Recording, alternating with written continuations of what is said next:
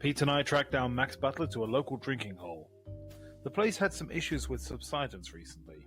I'd make a pun about that, but I avoid low-bar humor.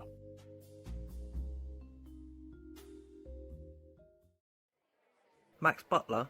Who's asking? No, he is. What? I'm who, he's Dunnet. Done what? No, Dunnet. What are you talking about?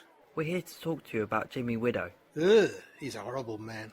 Slimy, underhanded, backstabbing little piece of shit. He's been murdered. Oh my goodness, that's awful. Everybody loved him. But you just said... Where were you at 12:20 yesterday? I was at home, on the phone, discussing a financial matter. Alone? More of an investment opportunity, really. Things are a bit tight recently with the business. We heard Mr. Widow was suing you. What was that about? Oh, I made up some rumours about Jimmy mishandling explosives. But we talked it out, and he'd agreed to stop legal proceedings. So the charges were dropped then? Yeah.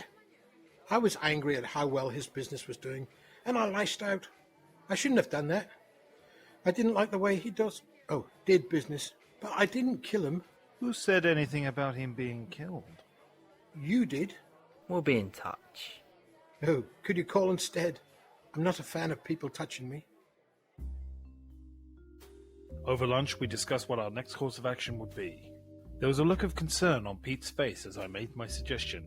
I hadn't seen a look like that since my ill-fated open mic comedy routine. No. It's the only way, Pete.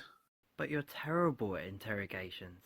What happened with the chicken farm killer? I couldn't get him to admit to foul play. The paper factory murderer? He wouldn't fold under pressure. The chiropractic slayer? He wouldn't crack. Exactly. We have to find the killer, whatever it takes. Fine. We'll do it your way. Let's talk motives. I'm partial to a checkered pattern myself. Max Butler was sued by Mr. Widow. His business stands to gain if Jimmy's goes under. Adam Maker is insistent on the company continuing. He's now in full control of everything. Patricia Black Widow inherits from Mr. Widow's passing, and she was looking up divorce law at the library. So either the wife is a Black Widow, Adam could be made for this, or the butler did it? Looks that way. Don't you find it odd how the names line up like that? Yeah, I'd blame the writer. Come on, John. Let's go and interrogate the suspects. Don't worry, Pete. We've got this. Have I ever let you down? Well, there was that one time where you didn't show up.